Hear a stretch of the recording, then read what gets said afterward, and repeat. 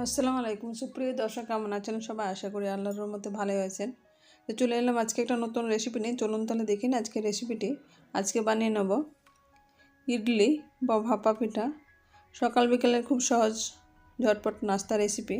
এর জন্য প্রথমে আমি এখানে মেজারমেন্ট কাপের 1 কাপ সুজি নিয়েছি। এখানে যেটা পাতলা সুজি আছে মানে সরু, সেই সুজিটা নিয়েছি। এখন এখানে স্বাদ মতো লবণ, হলুদ গুঁড়ো,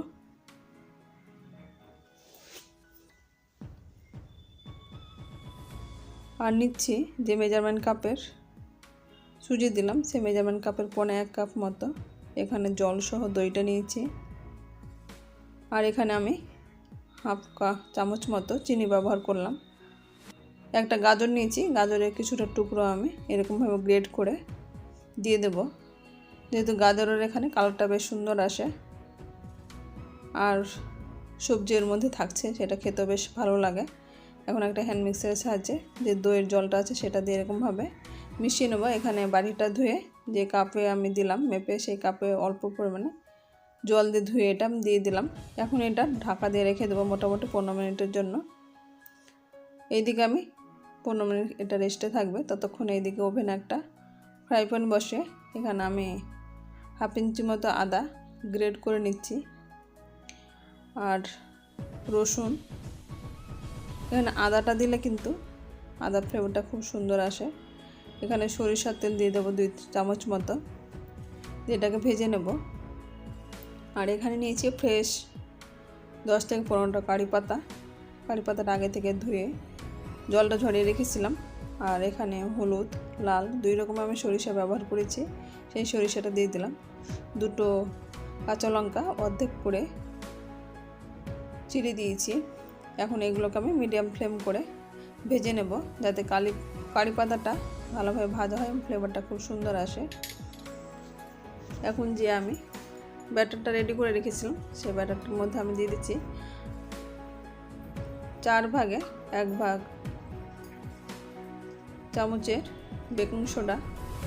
বেকিং সোডাটা দিয়ে অল্প পরিমাণে জল দিয়ে এখন হ্যান্ড মিক্সারের সাহায্যে এরকমভাবে এটাকে ফেটে নিব। এখানে যত বেশি ফাটাবে মানে মাখবে তত বেশি ইডলিটা ফুলবে এবং সফট ফ্লাফি হবে। এইদিকে আমি একটা ডিশ বসিয়ে দিয়েছি আর ইডলি স্ট্যান্ড, এর আগে আমি অনেকগুলো ভিডিও দেখিয়েছি ইডলির। এখন ইডলি স্ট্যান্ডে আমি দিয়ে দিলাম। তা আমি পুরোটা ইডলি স্ট্যান্ডে তেল প্রথমে ব্রাশ করে নিই, তারপরে আমি ব্যাটারগুলো দিয়ে এখন ঢাকা দিয়ে রেখে দেবো 15 মিনিটের জন্য। এদিকে একটা গ্লাস নিয়েছি, যে কোনো স্টিলের গ্লাস নিতে পারেন। ইডলি স্ট্যান্ড ছাড়াও কিন্তু এরকমভাবে গ্লাসেই তৈরি করে নিতে পারেন। আমি গ্লাসে তেল ব্রাশ করে গ্লাসের মধ্যে দিয়ে দেবো। এদিকে একটা চাকুর সাহায্যে আমি কেটে দেখাচ্ছি। এরকম চাকুটা কিন্তু ক্লিনভাবে বেরিয়ে এসছে। 15 মিনিট হয়ে গেছে, ইডলিটা ভালোভাবে সেদ্ধ হয়ে গেছে। এখন ওভেন থেকে এটাকে নামিয়ে নেব। একই রকমভাবে আরও যে ব্যাটারটুকু আছে সেই ব্যাটারটা একই রকমভাবে আমি তৈরি করে নেব। এইদিকে একই ব্যাটারের মধ্যে গ্লাসে ঢেলে আমি এখানে ওভেনে বসিয়ে দেব। এইদিকে ইডলিটাকে আমি একটা চাকুর সাহায্যে দেখিয়ে দিচ্ছি। এরকমভাবে চাকুর সাহায্যে একটু আলতোভাবে এটা উঠালে কিন্তু খুব সহজে উঠে আসছে। এটা চাকু ছাড়া চামচের সাহায্যে এরকমভাবে যে তেল দেওয়া আছে এটা খুব সহজে একটু নিচের থেকে উঠালেই খুব সহজে উঠে আসে। এখন ইডলি স্ট্যান্ডটা উঠিয়ে নিয়ে আমি যে গ্লাসটা রেখেছিলাম সেই গ্লাসটা এখানে বসিয়ে দেবো। এখানে গ্লাস যদি খুব নড়ে তার নিচের দিকে একটা পরিষ্কার কাপড় দিয়ে এটা গ্লাসটা বসিয়ে দিলে আর কিন্তু নড়ে না। আমার যেহেতু করে ঢাকনাটার সঙ্গে একেবারে সেট হয়ে আছে, নড়ছে না আর, তাই আমি আর এক্সট্রা কোনো কাপড় ব্যবহার করিনি। এদিকে মোটামুটি 10 মিনিট হয়ে গেছে। আমি এখন দেখাচ্ছি একবার 5 মিনিট পরে দেখেছিলাম একটা চাকুর সাহায্যে, টুথপিকের সাহায্যে এরকম দেখিয়ে দিচ্ছি। এটা কিন্তু ক্লিনভাবে বেরিয়ে আসছে। এখন এটা ঠান্ডা করে নিয়ে চাকুর সাহায্যে চারি সাইডটা একটু নড়িয়ে নিচ্ছি। খুব সহজভাবে বেরিয়ে আসছে কিন্তু ইডলি বা ভাপা পিঠা। আমাদের দেশে ভাপা পিঠা বা পিঠা যেটাই বলুন না কেন, সাউথ ইন্ডিয়ানে এগুলোকে ইডলি বলে এটা খাওয়া হয়। এটা সকাল বিকেলের নাস্তা হিসেবে খুব সহজে তেল ছাড়া এটা তৈরি করা হচ্ছে, তাই পেটের জন্য অত্যন্ত উপকারী। এরকমভাবে আপনারা খুব সহজে নাস্তাটা তৈরি করে খেতে পারেন। আমার রেসিপিটি কেমন লাগলো আপনারা অবশ্যই কমেন্ট বক্সে কমেন্ট করবেন।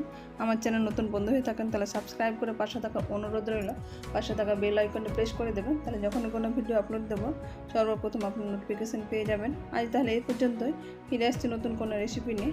ভালো থাকবেন, সুস্থ থাকবেন। আসসালামু আলাইকুম, আল্লাহ হাফেজ।